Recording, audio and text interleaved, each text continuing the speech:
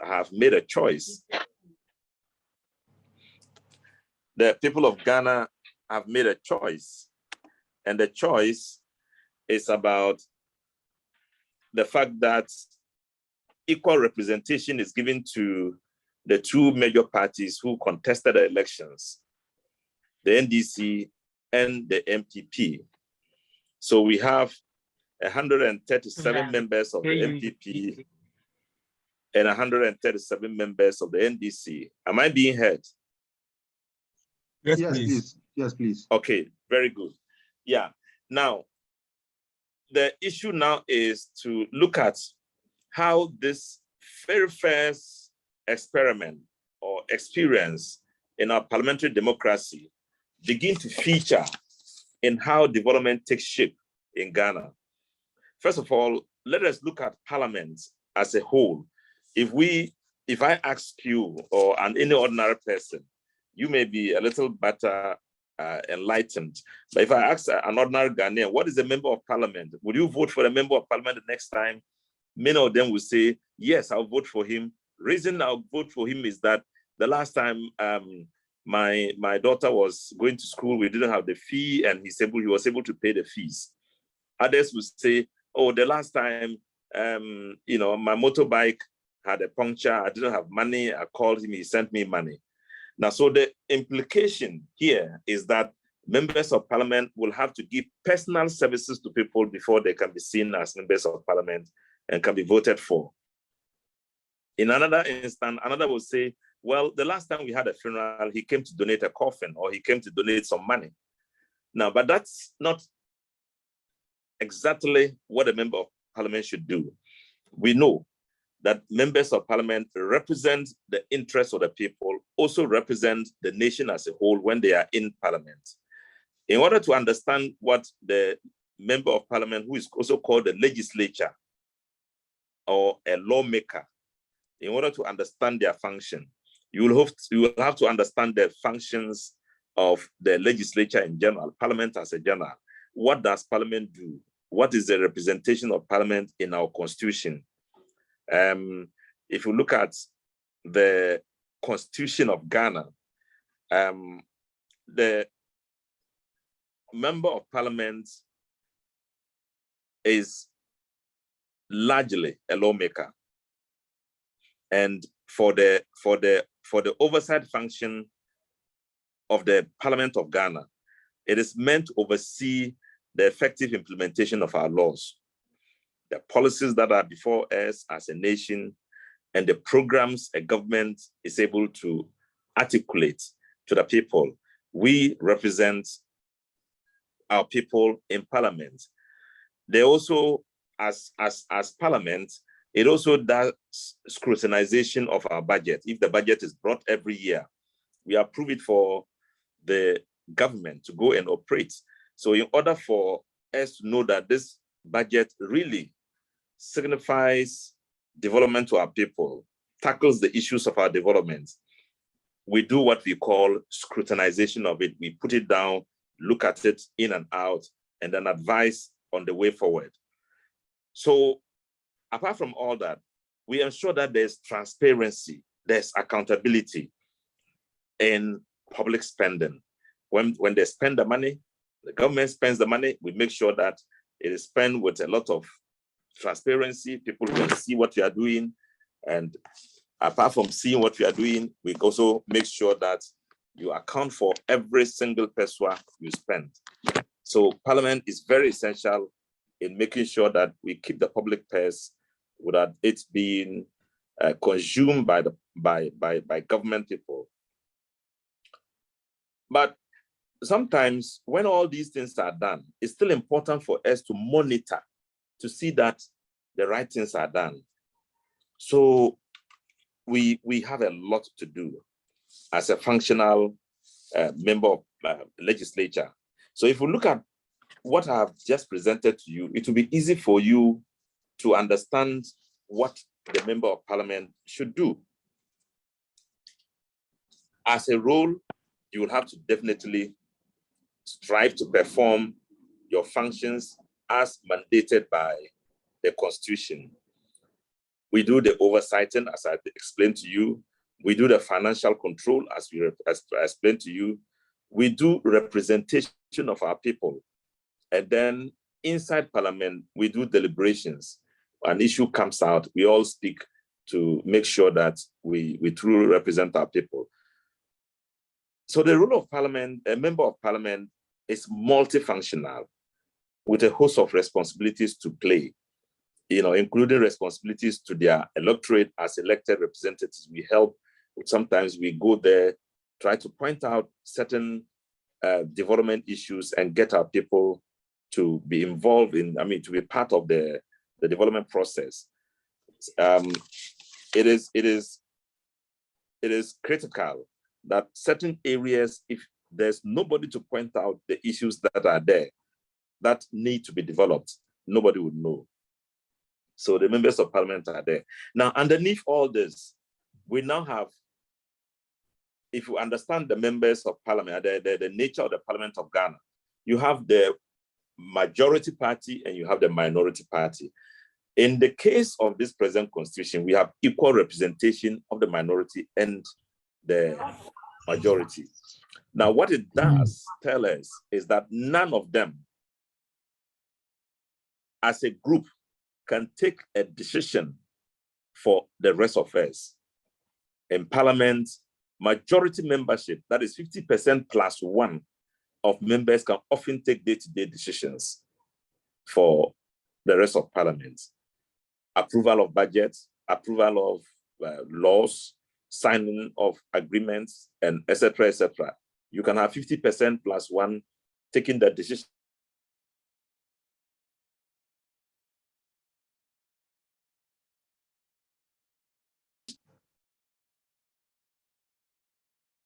Hello? Okay, Hello? Yes, yeah, okay. No, please go ahead. So you can have 50% of members taking decisions for all of us. But because none of us is up to that 50% of membership, it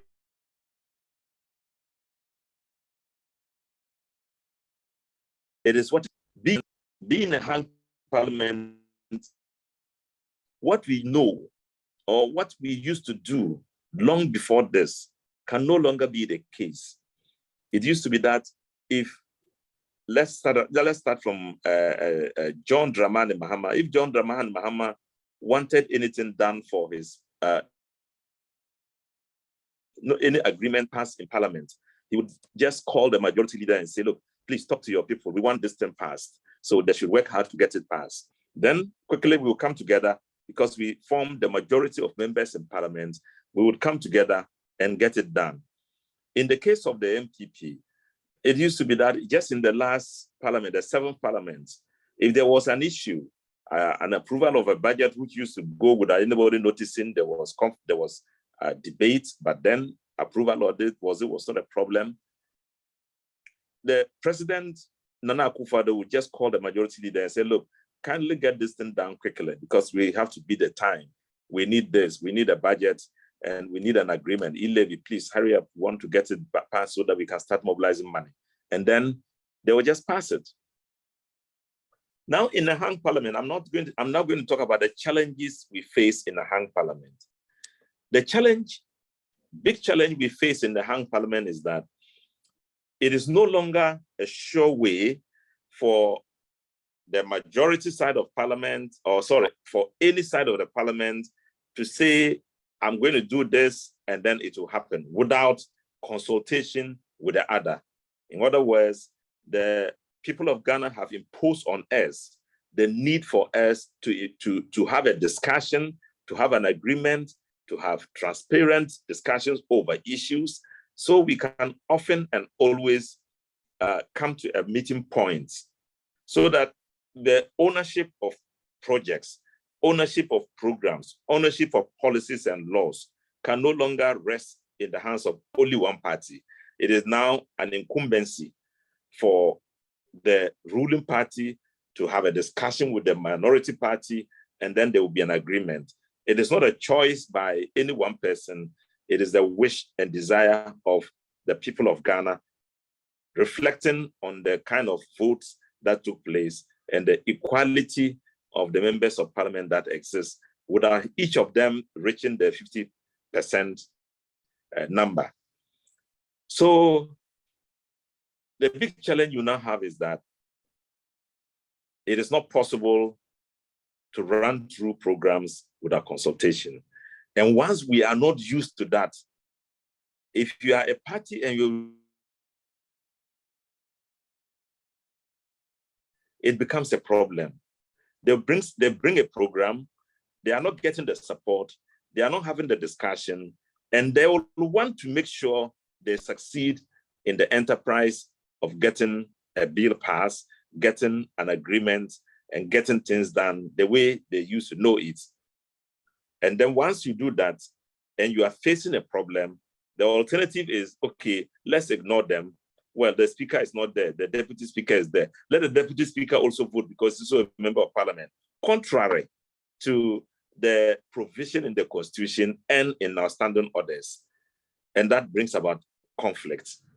In the first instance, when the NDC decided not to, MPP, at a point when we were about to approve the budget, the first time we came out to talk about the approval of the budget, the MPP walked out and leaving the NDC alone, knowing that we're not up to the 70, the 50% of people, got 137 people.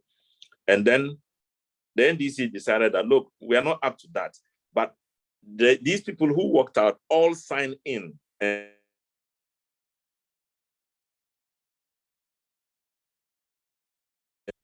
once their names were recorded as members who were present, take a decision. So the NDC went into a decision, and then, first of all, they disapproved the budget by a vote of 137 to nothing against. And then when the MPP came, the NDC decided that, look, you left us alone to take a decision. The speaker is not there. One of you is going to preside. So that means that there will be 137. And if you are 137, and if you thought that our 137 was not capable of dismissing the budget, your 137 cannot dismiss our decision and approve the budget. So they went ahead, the NDC withdrew and left MPP alone.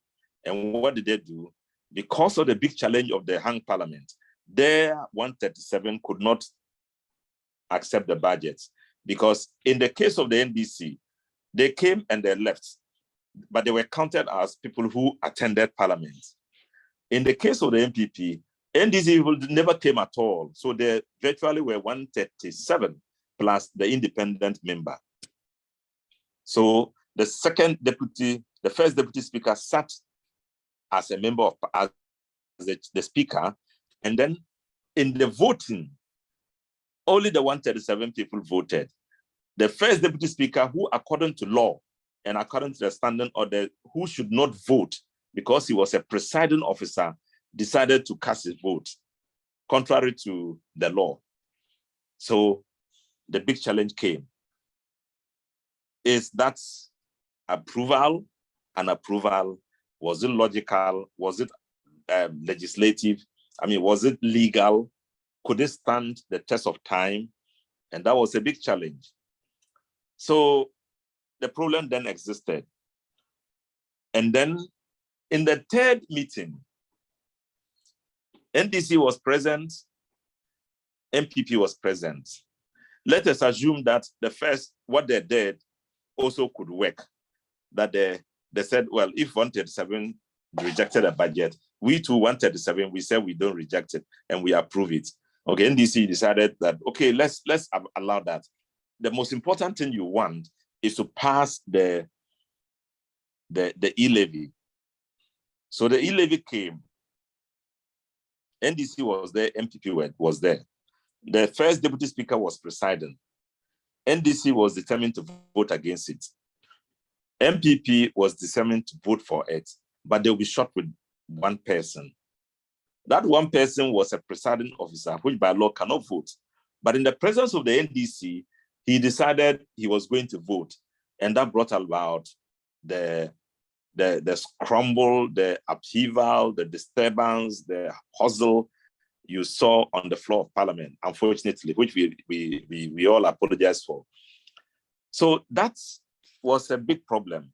And this problem I'm talking about is fundamental to the problem you will see in the hung parliament in Ghana, because the present system will not allow the speaker to vote. And the majority side or majority group, it's not a majority party, there's no majority party.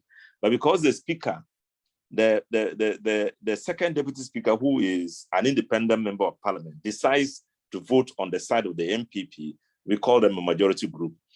Now, the majority group cannot bring themselves into discussion and approval of certain ideas, policies, programs, etc., etc. And once they are unable to do that, they can't have it alone too. So it is a big problem. It is a challenge you find in the hung parliament.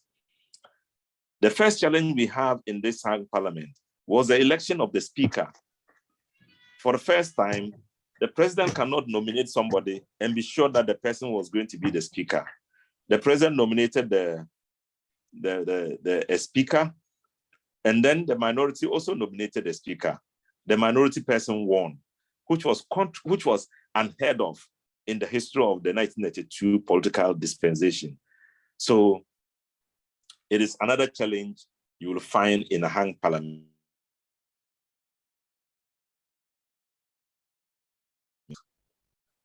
The challenges are cumulative. The challenges are many and varied in different forms, but the basic ones are the ones I have mentioned. On daily basis, on the floor of parliament, how do we share committees? Would we say, well, because we are the majority,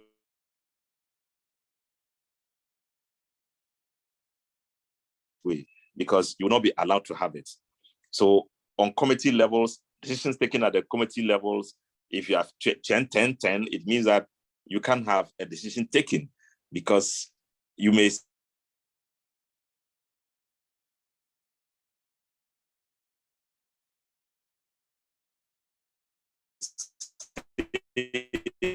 not be possible for you plus a person friends. So these are some of the challenges that you'll find in a hung parliament. I would like to pause here. If there are issues coming up and you ask questions, I can respond to them. Thank you very much, Dr. Rashid Palpou. In fact, you have laid the basis for an all-important conversation going forward. Fellows, we've listened to the honorable member and how he has managed to explain matters to us and all that. So we are up for questions. If you have any question, you can please put up your hand. I will notify you. You unmute your microphone. Then you ask your question. Your question must be precise and quite straightforward, and so that the honorable member would go through that for us. So, Honorable, I have just two questions that I want to ask to set the ball rolling. Yes. My first question is that listening to what you just said, it means that we have a lot of procedures that has to be followed in Parliament. And looking at the situation that we have, don't you think that in some way we are using procedures to frustrate the flow of the workings of Parliament? That is my first question. And then to frustrate? Yes, to frustrate the flow of the workings of Parliament. Okay. And then my second question is that with your experience in Parliament, would you promote or would you advocate that going forward, looking at the fact that currently we have the speaker from the minority party, so to speak, since the president is from one party, will you advocate that going forward we should consider making the Speaker of Parliament, who is a key figure in our political structure, to be from the party that lost the election, just for the sake of promoting dialogue and collective ownership of parliamentary decisions? That is my second question. Thank you so much. First of all, remember that the minority in campaigning to come to parliament and to go to the presidency presented a manifesto. That manifesto represents their policies they would want to come and implement. And those policies, of course, were not the same as the winning party. But those policies are what the minority will think, or the other party will think, will save and solve the major problems of development in Ghana. So they are a minority because they have alternative views. They oppose because they have alternative views. And so when there is a problem, if there is the opposing side will say that, well, rather than going to make an e-levy, which the people don't like, let us only tax the thing from the proceeds of the from the earnings of the telephone companies. In other words, the telephone companies earn some money out of the money transfers to each other. The banks earn profit out of transfer of money electronically. Now, because they earn that money, it is a profit we can tax. Let's tax that one. This is what the minority will say. Then the winning party will say, no. Let's tax anybody who just receives money. Once the money is sent to you, it doesn't matter whether it is profit or not, let's tax it. Immediately there's divergence. And that's the debate. While the opposition will insist on what they believe in, the ruling party will insist on what they believe in. It's going to manifest in the votes in parliament. The minority will say, okay, you don't believe in what we suggest. You are not willing to negotiate with us. Let us say that, okay, we will not vote for you. But if you can win your votes, please go ahead, but we will not vote for you. It is happening everywhere in the world. The minorities often carry what they believe in to try to convince government that this is what is better for the people of Ghana.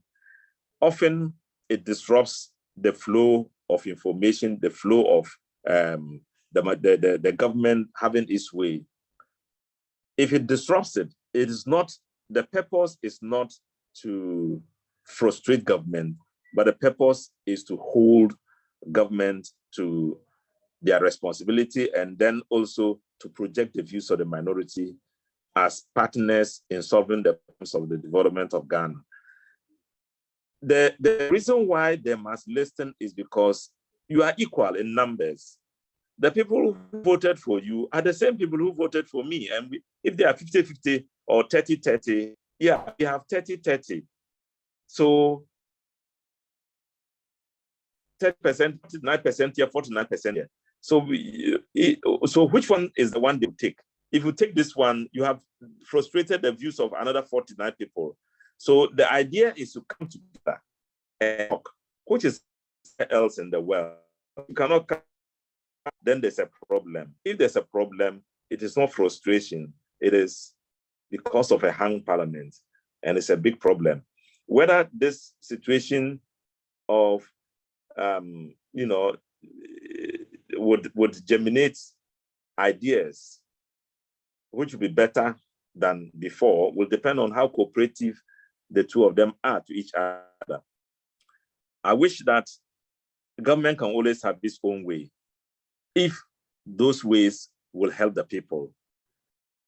For example, there was this proposal by government that the government's commitment to own the investment in the oil company to secure the equipment that we will use to, first of all, transport, generate, sorry, not an oil company. The floating, the how do you call that? Is it the vessels?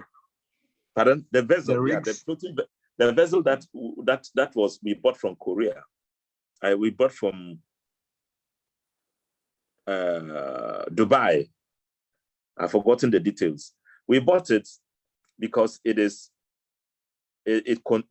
what we call, it's a floating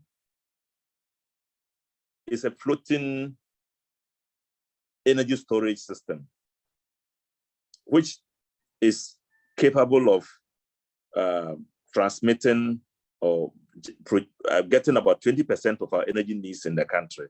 We paid for it, and there was a tenor of agreement within which, when we finish paying within 5 years, it becomes our own. It will no longer belong to the company that sold it to us. And so after that, we then manipulate it the way we want. That floating vessel came and was operating. The NDC lost. It was left with 3 years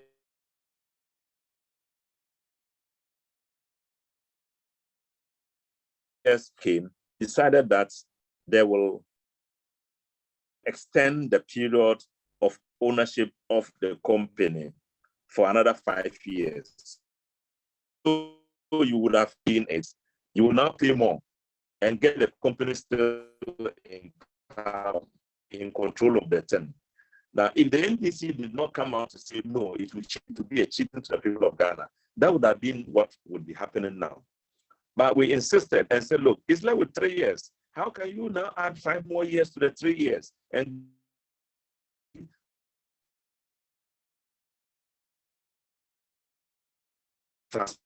own something we should have owned for within 5 years? We oppose it, and then eventually we own it after that 3 years.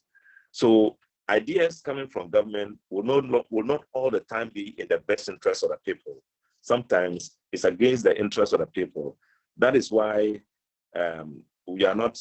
government does not always, or it's not always, the position of government is not always the best. So the speaker, whether it will be better for him to be in the minority. Yes, I believe so. I wish that when NDC comes to power, we can have a speaker who is not an NDC. You know, it helps in sharing power. It helps in settling the differences. It helps in the fact that there will not be too much winner takes all attitude. There's sharing of responsibility and power. That's, to my thinking, with what we are experiencing today, is a very good thing. Thank you very much, Honorable, for your answer. So, yeah. Bill Shaw, please go ahead, unmute, and then ask Honorable your question. Thank you. Right, thank you. As I made mention in your presentation that usually when there is any bill, or if the government or if the president wants something and there is a clear majority in the parliament, the president simply picks a phone or invites the majority leader over and then tells him that I want this thing passed in the parliament. So my question is, does it mean that some bills or laws are passed even?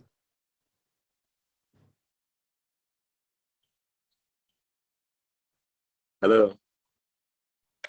Bill, please check your network. I think you're having network challenges. All right, Seto, please unmute. I think Bill had a challenge with his network. So yeah, Seto, sorry, I think there was. Okay, he's back. All right, please go ahead.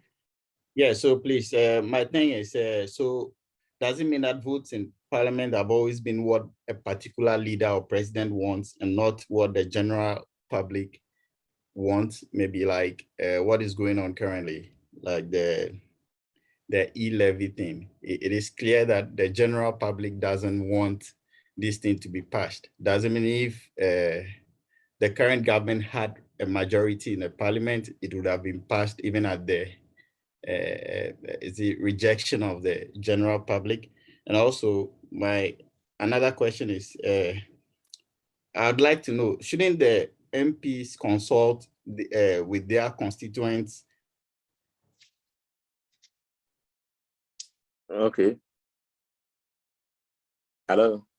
Honorable, I think you can proceed. I think he has a challenge with his network now. But I think the second question is also related to the first one, asking whether the members of parliament should consult their members, their constituents, before making decisions in parliament. Okay. First of all, a ruling power campaign with the MPs, and they all hold one idea about how they want to rule the country. So you come to parliament, they expect you to support the policies that are presented before you. So it means that whenever government has a policy or a law that comes to the floor of parliament, they expect all their members to support it. Sometimes policies and programs come mid-time, they come outside the original proposals made before voting is done. And so members should have the opportunity to say no. Unfortunately, members don't have that opportunity.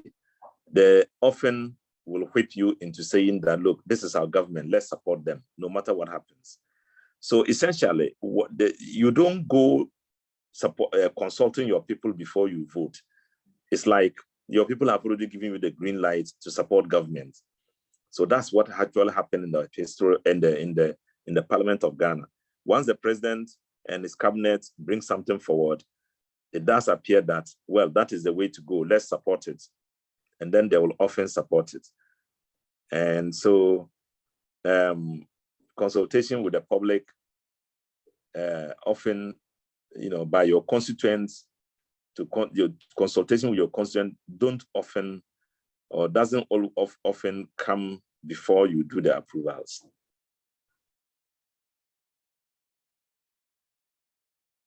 And I think his first question, maybe you could throw a bit more light on it. I think it was in relation to your statement of saying that if the president wants something passed, and he could call, let's say, the majority leader and then get it done. So I answered it by saying that the members of parliament campaign with the president and present their manifesto to the public. So when they come to parliament, you are asked to support what you presented to the public and they vote for you. So if they bring a policy or a program that is now manifesting it in reality, they will tell you to vote. And they'll whip all of you to say that this is our government, this is our policies, please support it. And you all support it. If you don't support it, you stand alone. And I'm saying that there are times something else come into play. For example, e-levy, it wasn't in the budget, it wasn't in their campaign promise. It came later on. Now the MP should have the opportunity to say, no, I don't like it. But again, they will tell you that this is your government, so you have to support it. If you don't support it, the government will have nothing to do. And then they will tell you, well, it didn't come in the manifesto, but it is a way of generating money. Tax, giving us a right to raise tax was part of our manifesto presented to the people. And the meaning of government is that they have the right to raise taxes, so please support it. And then they'll be compelled to support it. So that enables the president to take a phone and call and say, tell your members to support this thing that we are bringing, and we want it quickly. And then the majority leader will also tell the chief whip, and they'll mobilize everybody and get you to support it. All right, thank you very much. Honorable Seto, please unmute and then go ahead. Quickly, please. Thank you very much, Honorable Chief. Doc, please, I would like to, in your earlier submissions, you were saying that whenever the president decides to come up with an agenda and he decides to go through cabinet, can that be blamed, for my first question, on the winner takes it all, as in that is being practiced in government, where majority of the ministers are being taken from parliament? Do you feel that it cripples parliament in terms of their parliamentary oversight and responsibility? That is my first question. And my second question is also related to the style of leadership of the majority leader. Do you think that partly we could said that his leadership style is partly to be blamed for the rancor that has ensued within Parliament in the recent outcome. Yeah, thank you very much. Thank you. Yeah, whether what happens is equivalent to the winner takes all. I didn't get that question very clearly. Yeah, but it does appear that you are asking to know whether the president's employment of ministers from Parliament. Yeah, majority of the ministers coming from Parliament. Ministers from Parliament, does not hamper the oversight of their parliamentary responsibility. Yeah, that's good. That's a good question, because this has been a major problem, and that people talk about. And of late, it has been one of the issues that have come up, and people are saying, why do we even appoint ministers? Why is it that they are not present? And so government is often likely to lose in the hung parliament because the ministers are busy for their ministerial jobs and they are compelled to come and vote, and so they can't do work anymore. Very important. This has a history. In the Limans administration, I don't know whether you heard that his first budget was rejected. The members of parliament voted against their own budgets. Many of the members of parliament who were not present in the House belong to the present government, the ruling government. The many who were in the House were in the opposition, so they voted against the Limans budget, even though they were in the majority. Now, an issue came up, and many of the MPs kept saying, look, we are the ones who go spend our money to campaign, get the president to win. Then the president comes to power and go out and call people who had already been in their enjoying their lives, who spent no peswa in the campaign, and made them ministers. They get all the largesse of government, and then they get free vehicles, they give contracts to people, earn money, and we are the ones who suffer. So in the 92 political political dispensation, when they were writing the budget, the makers of the constitution, the writers of the constitution said that, look, let us not couch our constitution in such a way that we have all the members of parliament coming from outside. Let's give some members of parliament the position so they can feel responsible to protect the budget, to protect the government, to ensure that the budget of the government is always approved. So they then copied the British system.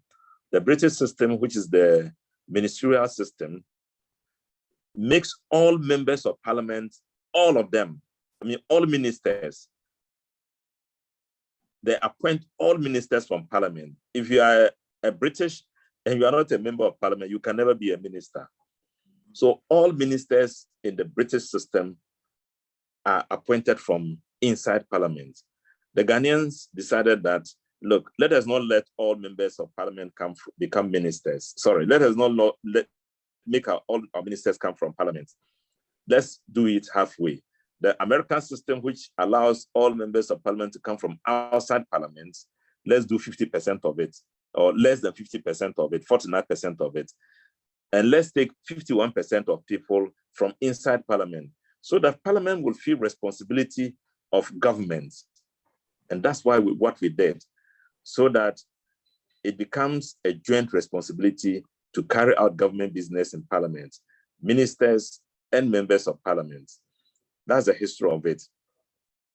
Then the next issue was the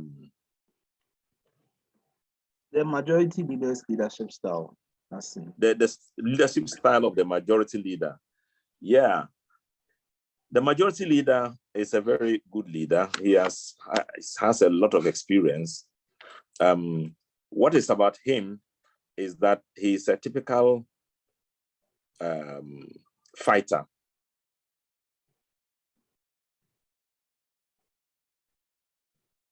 Used to fighting his battles and fighting anybody who fights a leader of a minority. sometimes a leader of a majority leader in parliament, but he's used to being a minority leader who fights, a majority leader who defends government position and fight for government position. But he had not experienced a hung parliament before. Now he's faced with a hung parliament where the fighting means nothing if you can negotiate, where the fighting is no longer necessary, and that behind the scene talking is much more important than speaking well on the floor of parliament. So he realized it late.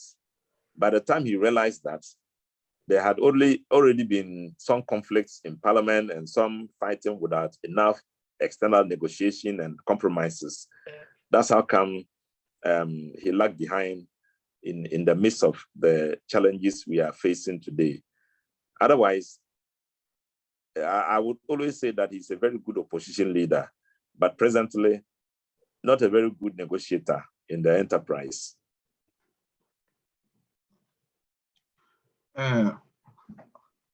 Doc, I want to ask your opinion on this matter.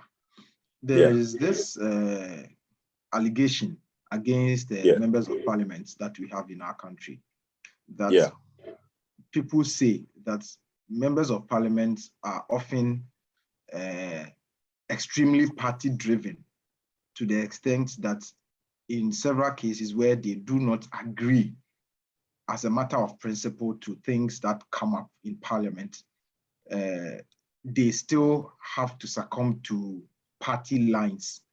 And this, in essence, becomes a personal challenge to members of parliament. Would you say there have been instances by that you have had to battle these two instances of being a party person, towing the party line, and then still having a problem with what your conscience and your expertise or your knowledge actually tells you? Yes, thank you.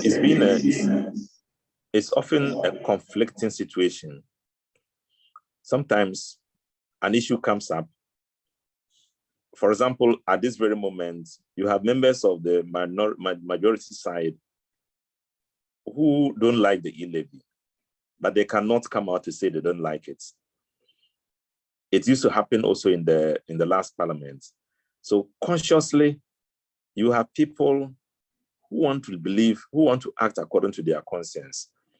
But you are bound by the fact that you are there as a party person. There's nothing to take away the fact that we are in parliament as party people because our party centers there, except independent people who would have gone to contest on their own rights and won on their own rights. In that respect, they don't support party policies, they support their beliefs.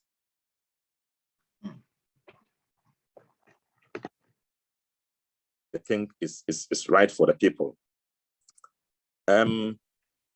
So you don't have individual views. Because when you go to contest an election, the party pays for pays the fees to the Electoral Commission. Okay. The party allows you to use its symbols. The party allows its members to campaign along with you. The party allows you to use its manifesto.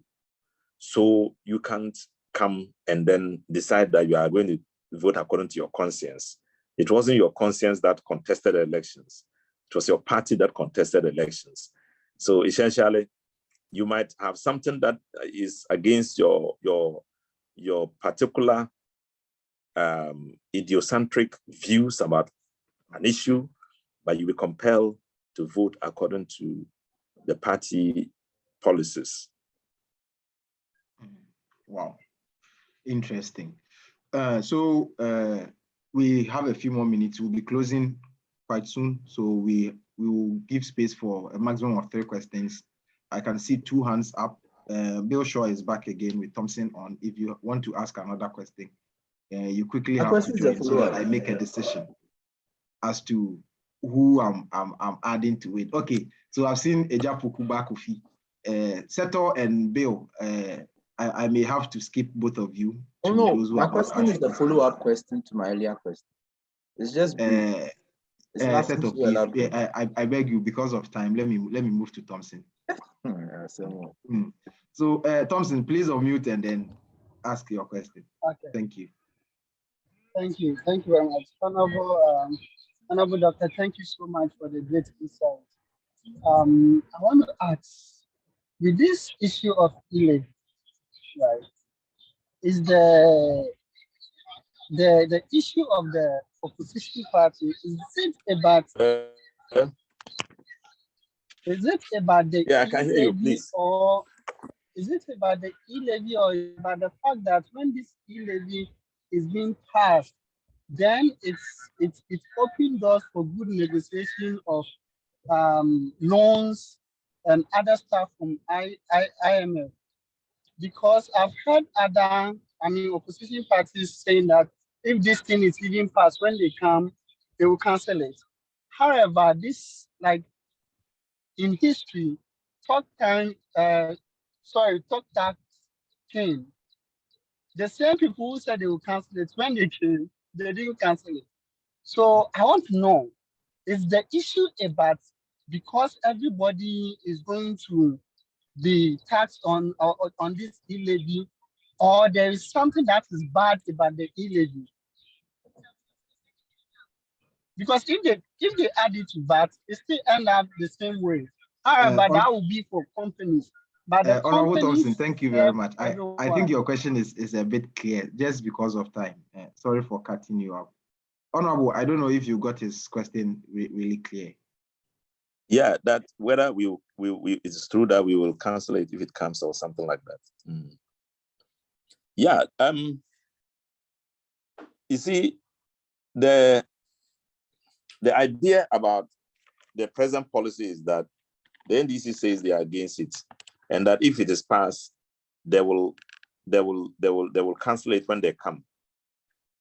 It was the same thing that happened when the NPP came. They said that they will cancel some of the laws we made to support some bills, some taxes. For example, the ASLA bill, tax, which enables us to place a tax on the payment of electricity so that we will be able to pay our debts. They said, no, it was useless. They will cancel it. And the one about electronic tax, taxing banks for extra profits they were making from savings of people. They said they will cancel them. They canceled that other one. But this one, they renewed it. They didn't already renew it. They increased it. VAT, when VAT came, they said they didn't like it and that they will cancel it. When they came, they renewed it. And you were asking whether that will take us back to the World Bank. Look, the World Bank, the reason why we don't want to go to the World Bank, it's not because we don't want to borrow. The government has borrowed much more than any government in history, far more than any government in history at all. And the last amount of money we borrowed cumulatively from independence, all the debt we had was 120 billion Ghana cedis. Today, we are getting up to 400 billion Ghana cedis within 5 years. So they have a lot of money. I mean, they got every money that they needed. And if they got every money they needed and they couldn't do anything, how come just $7 billion Ghana cedis will derail the government?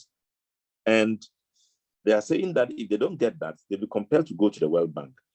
And they are detesting going to the World Bank, not because they don't want to borrow, because they are borrowing, but because if you go to the World Bank, they will not allow you to spend the money haphazardly. They will regulate how you behave, and they don't want to be regulated by anybody. That's what the World Bank does. They'll tell you, look, you are spending too much on unnecessary things. They will bring auditors to audit you. They will make sure that your expenditure is limited. They will make sure that you don't employ people who you don't need, and et cetera, et cetera. And they say, look, we don't want those regulations, so we won't go to them for money, but we'll go and borrow commercially and pay more. That's the ideal. That's what they want. So for us, I think that it's a symbol of failure for the government in every aspect of life, in running a government in this business of e-levy or not e-levy, going to Bank of Ghana, World Bank or not going there. All right, Bill Shaw, I can see your hands up again. I think I'll give you the next or probably the final opportunity. All right, thank you. Sir, Doc, you made mention earlier that in your presentation that oversight is a responsibility of the members of parliament. So yes. I'd like to ask, but it looks like in our parliament, oversight is always or often done by the opposition. Why is that the case? Why is it the government in power, MPs of the government in power do oversight as well? They only concentrate on, is it passing bills whilst the opposition pushes them away? That's my question. Right, so I mean, that's just a final question I have. Yeah. Excellent. This is a very good question. The responsibility of members of parliament is to do oversight and to do monitoring, but you find that only the minority people do that. Why is it that the majority people don't do that? It's a mistake that we make in our political life, which is becoming a big deal. There's a name in our politics, P.C. Ofori, who was a member of parliament, and you recall that he was a member because the government didn't like him during the Kufuor administration. They put him in a committee that was not too loud. The committee was called Government Assurance. If you make assurance to government, to the people of Ghana in parliament, the Government Assurance Committee will ask you if you don't fulfill them, and you make a promise and you don't fulfill, they will bring you to book to question you. So they thought they were punishing him by taking him there. He managed to get his committee to list all the promise government came to make on the floor of parliament. And then he brought out the names of ministers and started questioning them in public. And then the government became uncomfortable and threw him out. And then eventually they got him to lose his primaries, and then till date, nobody wants to use him because P.C. Ofori was too much involved in supporting members of the opposition in doing oversight. Oversight is very important.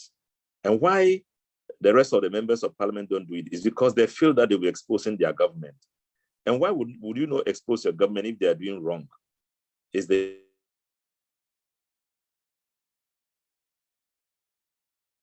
is part of failure as Ghanaians, to stretch our constitutional responsibility to the point when people will be responsible for what they do. Is something that we need to work at and make sure it becomes a general norm in the Parliament of Ghana, not an exception.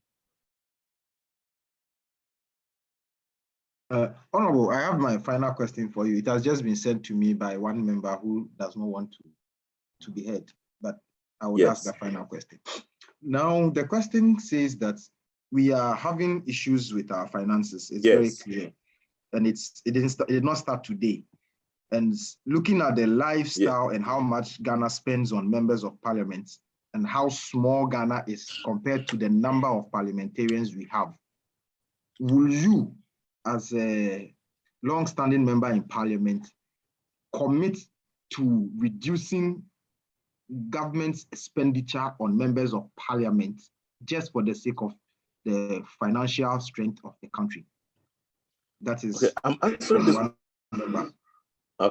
I'm answering this question not because I'm a member of parliament. I just visited the Ugandan parliament. The Ugandan parliament is made up of about 600 members of parliament. Ooh. And they pay them, each member of the parliament in Uganda earns about $10,000 a month. That's crazy. The Ghanaian economy is far bigger than the Ugandan parliament. And in the Kenyan parliament, which is also bigger than the Parliament of Ghana, they give them more than $10,000 a month.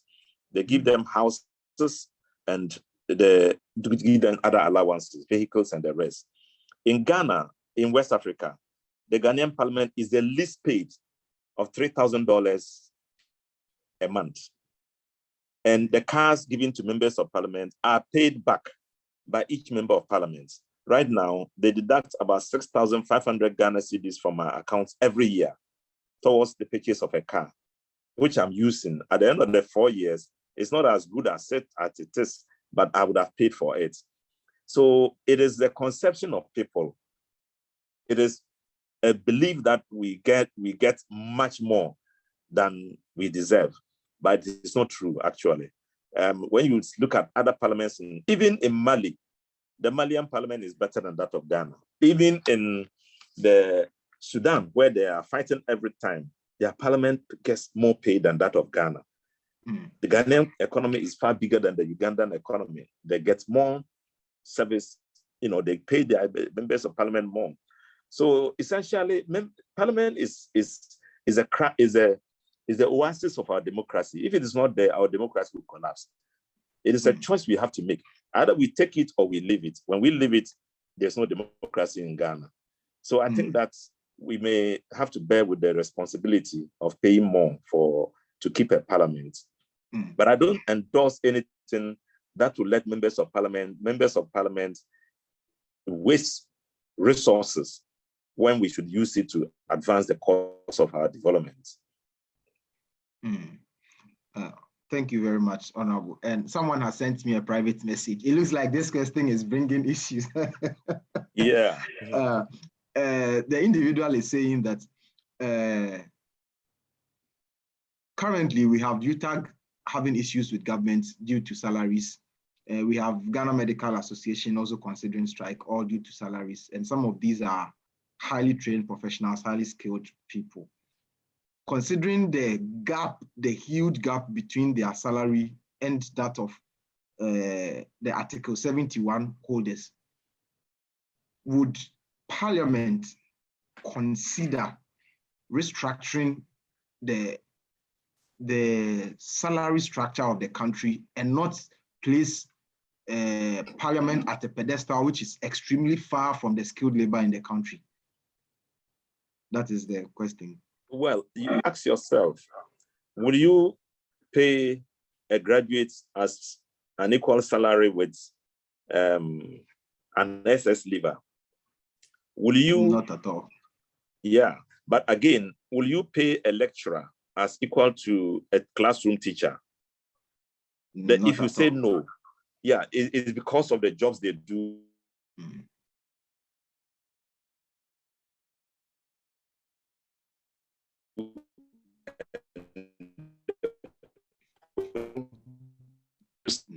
Set standards for them. They need this much more than the rest. They earn more than the rest because of what the terms are.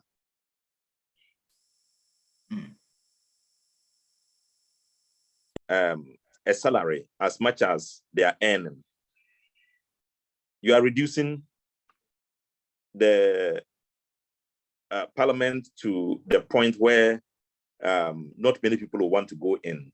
And by the time you realize the people who go in there to make the decisions are not the type of caliber of people you want.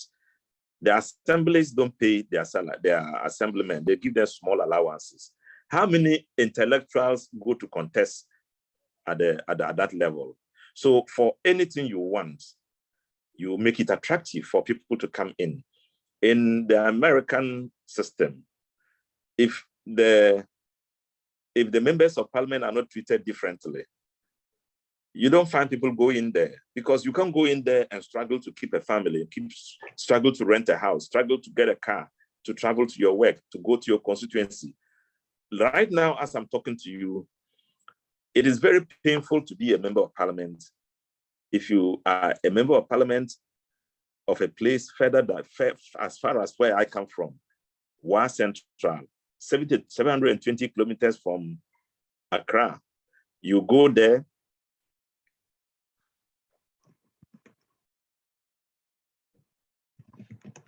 if into any point in time, you spend not less than 3,000 Ghana cedis on fuel alone. Then you get to the constituency. Everybody is coming with their desires. Some say, I want money to pay fees. I want money to roof my house. I want money to get a motorbike. I want money to do this. That member of parliament doesn't have that much money. but at least you listen to people, they see you as their representative, you represent them, you serve their interests, and etc., etc. If members of parliament are not treated differently, many of the things they do for the people, which shouldn't be their job, will not even feature at all. I think that to pay them a little above others, and for Article 72, 71 office holders to be who they want to be, judges, politicians, members of parliament, electoral commission, and the rest of them, they are different because they hold a critical role in our governance system. And the Constitution has recognized that if you take that away, their essence will be lost. But this is subject to further debates. We can still debate about it. All right, thank you very much, Honorable. I think we intended to close around 11:30, but the conversation was getting extremely interesting. Finally, we have a lady's hand up. I don't know if we should give her the opportunity to ask a question because we are far behind time. All right, if you are, please go ahead. Please, 30 seconds.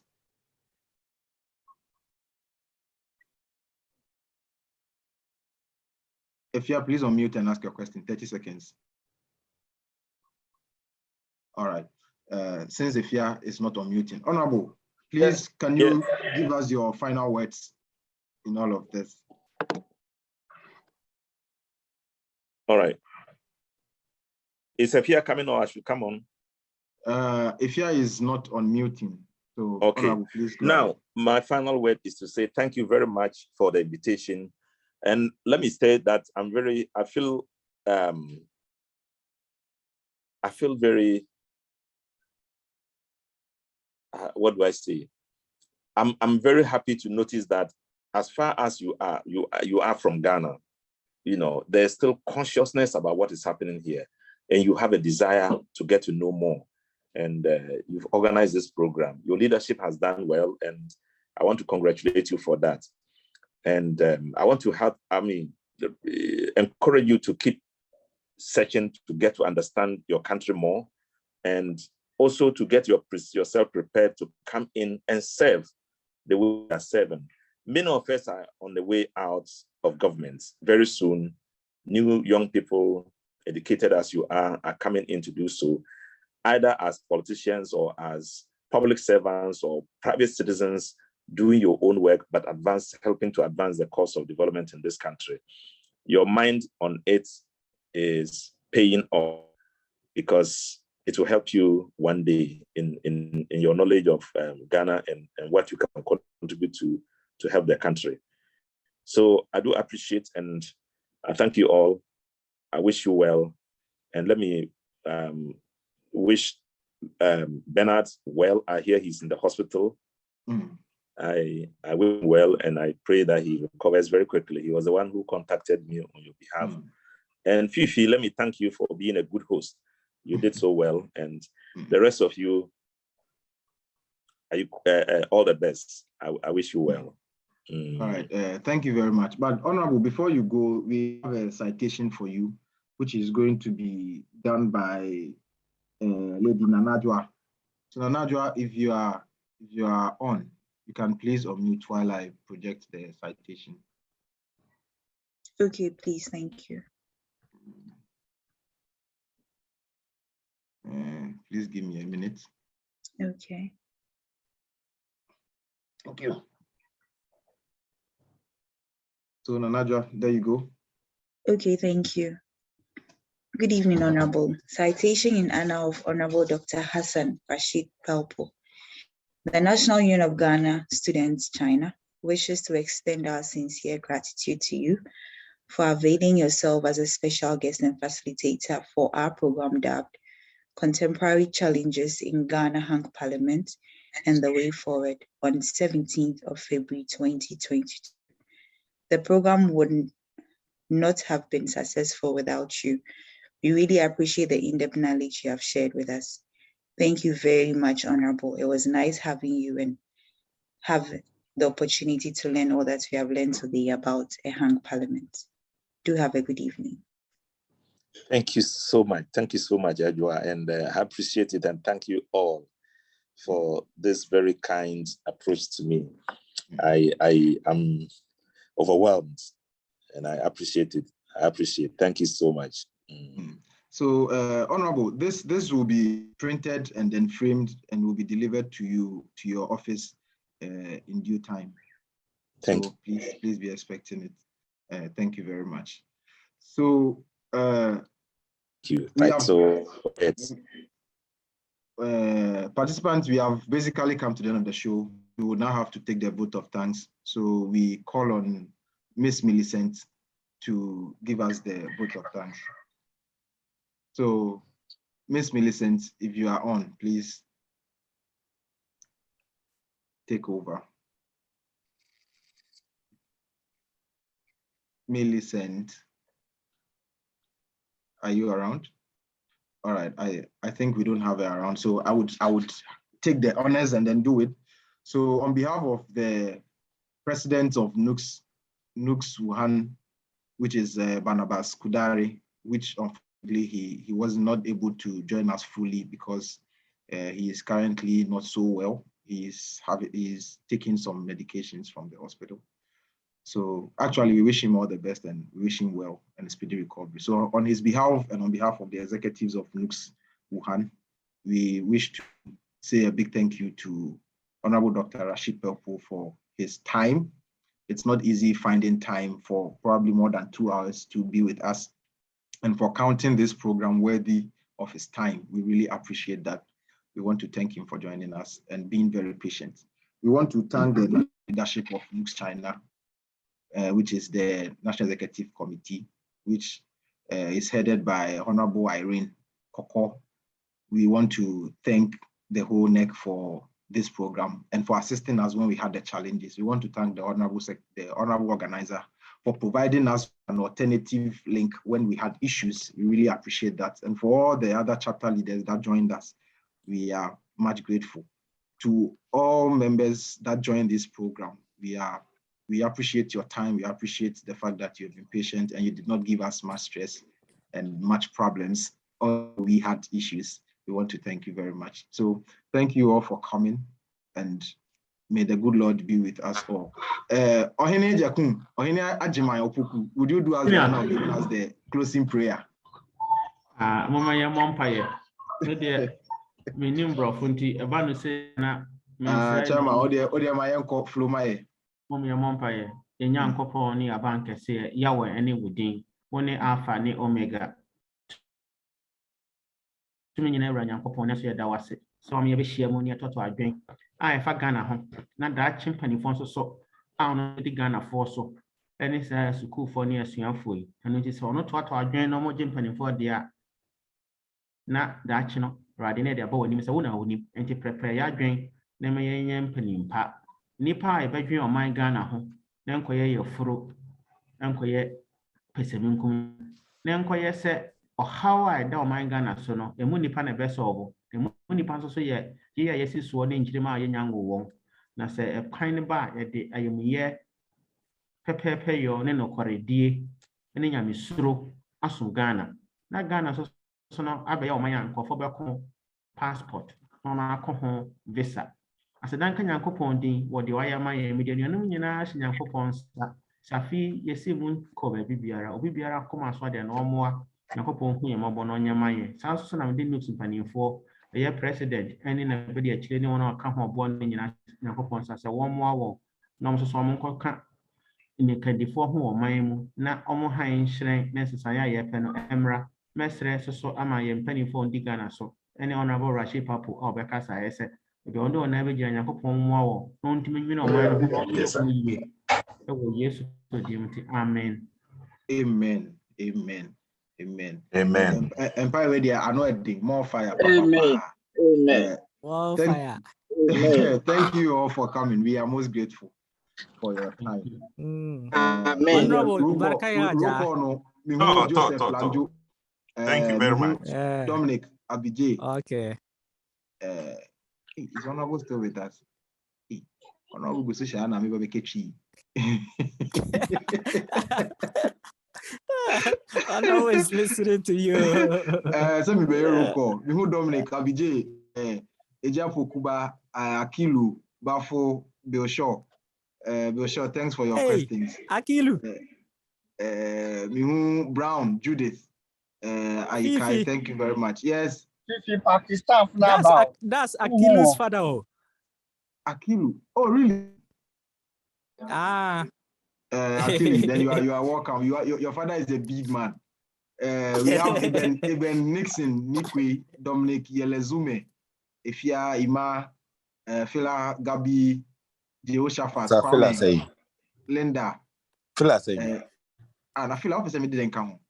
We have Maxlin from Beijing. Maxlin, you are welcome. We have Linda, Nana Jua, Ogne Ajima Opoku, Otis, Selassie, Steve, Lanjo, Terry, Thompson from Shanghai. He is our vice president. And then Wuhan Van Dam is Infa. Then we have Yisha from Chanjo. We have Seto. Senior president is also with us, Barnabas, and then I was your MC. So thank you all for joining. And okay, Dominic is from Beijing. So now I don't know, Honorable Seto, will we open up for people to engage and have conversations, or the meeting has ended? Of course, it's a check. If you want to have conversations, go on. You can go on. You can go on. Can I do when you see one? When the movie show, you can go on and have your conversation. When the movie show and very amazing show. Miss Akaida for never invade program. Still, I'm doing one in TSC. Like I don't understand. It's a contract job. Me, I was thinking, say those guys, they probably were using the same account. Okay, I think some of us may not understand English, so probably let's speak English so the others could understand. I know you. That's what calling me. English. Please, can the one recording that thing stop recording? Seto, can you stop the recording?